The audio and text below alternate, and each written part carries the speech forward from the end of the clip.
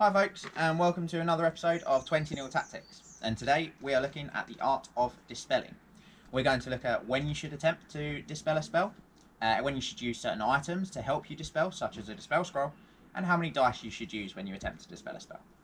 Now, although you can't do anything directly to inflict damage in your opponent's magic phase, bar the odd item which causes damage to the wizard casting the spell, it's arguably the second most important phase of the game, after movement. And a lot of armies rely heavily on their buff or debuff magic, or some straight damage spells, and stopping either of those on one or two crucial turns can really help swing the game in your favour. So first up, we are going to look at when to dispel.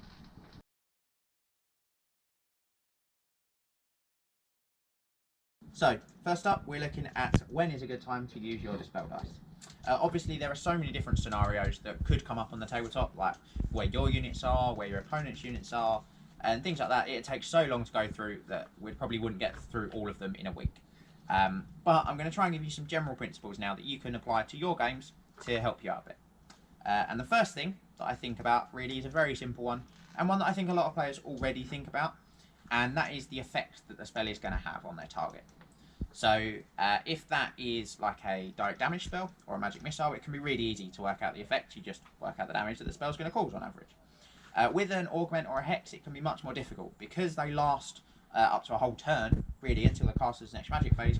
You really have to be thinking almost an entire turn ahead, and that is what we're going to look at down on the tabletop here.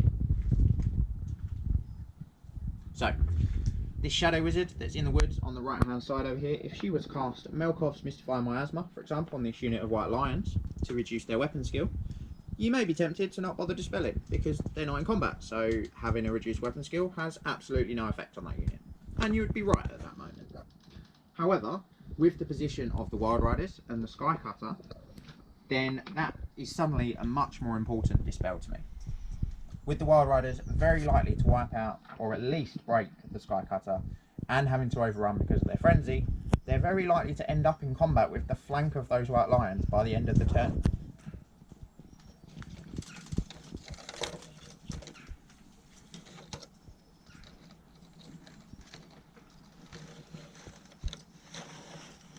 Like so.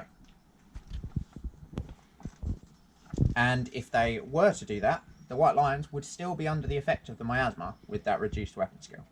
And it only needs to reduce their weapon skill by 1, and the Wild Riders will be hitting them on 3s. If it reduces their weapon skill by 3, the White Lions will be hitting back on 5s too. So hopefully that little demonstration there was quite simple, but has showed you that why it's very important that you have to think about the entire duration the spell is going to be active for, into why it is or is not a good choice to dispel it. Another tactic some people use, and one that I have definitely used in the past, is to cast spells first which have much less effect than others that they have available, in the hope that a less experienced player will use some of their dispel dice to try and stop them, making it easier for the player to then cast that much more important spell later in the phase. To draw dice out in this way, the casting player has to be careful, as too high a target and the dispeller will likely not attempt to dispel the spell because they don't think they can, and too low a target and the caster may actually end up using more of their dice than their opponent and be in a worse position afterwards. Or the dispeller could just let the spell go and the caster has wasted dice that they could have used on that more important spell. Despite the risks, this is a very common tactic used by a lot of top tournament players, and definitely something you should always be aware of when deciding when to dispel and when to let a spell go. The final principle we're going to look at in relation to choosing when to dispel is to do with the number of dice available. That goes for you as the dispeller and your opponent, and the remaining spells that they have available to cast with those dice. This is similar in principle to the example we looked at about the effects a spell will have.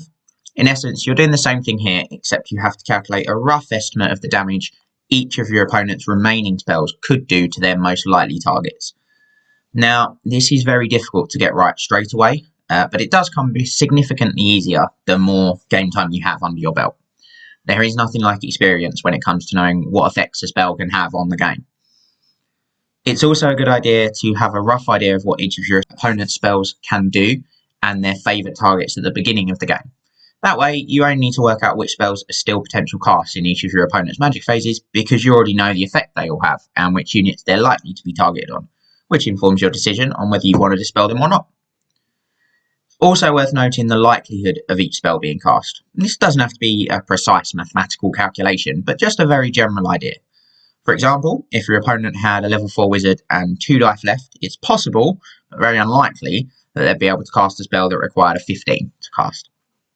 If they had a spell that required an 8 to cast, then obviously that one is much more likely to be cast. The second part to this principle is effectively the opposite of that, and how many dice do you have left as the dispeller? Unless your opponent is all out of power dice, then you have to consider how many dice you have left, the likelihood of you dispelling the spell if it is one you want to dispel, and what other spells they may cast that you will also want to dispel.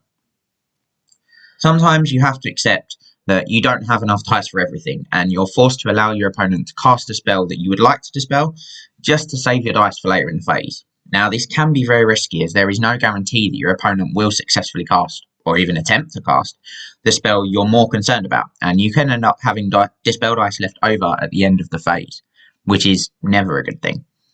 There is also one very simple rule of thumb to remember. It is generally never a good idea to leave yourself with a single dispel dice against an opponent with multiple power dice. If you work out that on average you'll need to throw 4 dice to dispel a spell that your opponent has just cast, and you currently have 5 dispel dice and your opponent has 2 power dice remaining, 99 times out of 100 it is better to just throw all 5 dice at dispelling that spell they've just cast. Obviously, first of all, it will increase the likelihood of you actually successfully dispelling the spell, which is never a bad thing. But having 1 dice against your opponent's 2 puts them in a very powerful position, especially if they have an equal or even greater wizard level than you. There's such a small chance that they'll roll low enough on those 2 dice that it's even possible for you to dispel, let alone the chance of you actually dispelling it. Or they could just choose to attempt 2 low cast value spells and split their dice, leaving you with the difficult decision of which one to attempt to stop and which one to leave unopposed. Now, you could argue that both of those situations are worse for a player with no dispel dice, because at least you have a chance of dispelling with one, but consider that you failed to dispel that first spell because you only threw 4 dice, not 5. There are situations when leaving yourself 1 dispel dice can be a good thing, if you both have 1 dice and you have a greater wizard level, for example, but in general, I never leave myself with a single dispel dice. In this next section, we're going to look at when to use items to dispel a spell. Specifically, items which work in the same way as a dispel scroll, as most armies have access to them. All of the principles I've just talked about still apply here. You need to think about the effect the spell is going to have, remembering that it may not be until your opponent's next turn that the spell has any real effect. You need to consider whether your opponent is simply trying to draw your dice, or in this case one of your one-use magic items, and you need to consider how many dice you and your opponent have left, and what spells they could cast with those dice. A lot of people assume it's always a bad thing to use your dispel scroll in the first turn or 2 of the game, but that's not necessarily the case. If there's a good opportunity to use an item like a scroll, then use it. Doesn't matter what turn it is. Yes, it can be good to have a scroll in the later stage of the game because it's always something your opponent has to think about, but that doesn't mean you should never use it in the early game. Essentially, all you really need to think about when deciding whether to use an automatic dispel item is, can you let the spell go without it hurting your army too much? Do you have enough dice to dispel the spell? After using the amount of dice you want to use to dispel the spell, will you still have a good amount left to dispel any spells your opponent is yet to cast? If the answer to any of those is yes, then I would say it isn't worth using an auto dispel item. If the answer to all of them is no, then it's probably a good time to use it.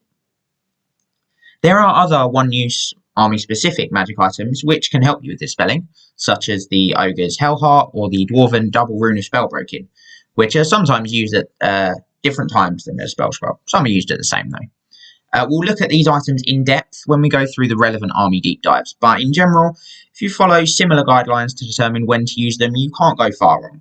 You might need to add in other criteria like the likelihood that the item's effect will work, if it isn't guaranteed, or the actual effect it will have at that point in the game. But starting with a similar sort of questions to those we just used for auto dispel items isn't a bad place to start. On to the final part then of this episode of 20 Nil Tactics, and how many dice to use. So, there's always an element of risk involved when deciding how many dice to use to dispel a spell, and how much risk you're willing to take should come down to 3 things. How many dice do you have left? How many dice does your opponent have left? And how crucial is the spell to your opponent? A good number of dice to sort of start with is the casting total of the spell divided by 3.5, which is the average on a single dice. Now, obviously, you can't roll 3.5 on one dice, but if that calculation comes out at, say, 3.4, which would roughly be the total for a spell cast on 12, then if, based on the previous questions, you're happy to take a bit of a risk, then go with 3 dice. If it's an absolute must dispel, then go with 4. However many dice you choose, you still need to consider how many dice you have left and how many dice your opponent has left. If your opponent has rolled high on the Winds of Magic, or sometimes even just any double, you can find yourself at such a huge dice disadvantage that you either need to accept that you're going to have to let 1 or maybe 2 spells be cast without trying to dispel them, or you're going to have to take a higher risk than you maybe otherwise would have been happy to do if you had enough dice. The decision on which way to go in that scenario should be based on a couple of things: the spells your opponent had access to and the effect of those spells on your army. For example, your opponent might have Purple Sun, which is probably the most hated and widely feared spell in 8th edition, but if you've got a Wood Elf army, you don't really care too much about it if you're not using too many of the trees. You've got small units, which are probably spread out quite a bit, and only a sixth of the models hit by the template will die on average, assuming they're an elf. That doesn't mean there's no risk in being hit by a Purple Sun, but there's certainly less risk as a Wood Elf player than there is as an Ogre Kingdoms player. And I would know, I've played both. One thing to always consider as well is the possibility of attempting and failing to dispel. If you only have a single level 4, which most armies do, this can really open the floodgates for your opponent if it's early on in a big dice magic phase, especially if that was your only wizard. Losing that plus to dispel means you'll on average have to throw at least 1 more dice at each dispel attempt than you would have if you'd still been adding your wizard level.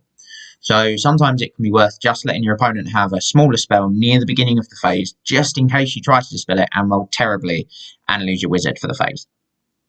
And that comes back to my earlier point of asking yourself what effect the spell will have, and do you actually need to dispel it? You don't always have to try to dispel, and that, in a nutshell, is what turns a good player into a great one, knowing when not to try to stop your opponent from doing what they want to do. So, that's it. We've come to the end of this week's 20-0 Tactics. I hope you found it really helpful and that you can take something away to improve your games of Warhammer. As ever, we'd love to hear from you with any questions or suggestions. All the links for Facebook, Twitter, Instagram, or to email us directly are below. Make sure you head over to the Night of the Realm Mustering Ground where you can check out some of our other content. But for now, thanks for joining me, and we'll see you next time on the next episode of 20-0 Tactics.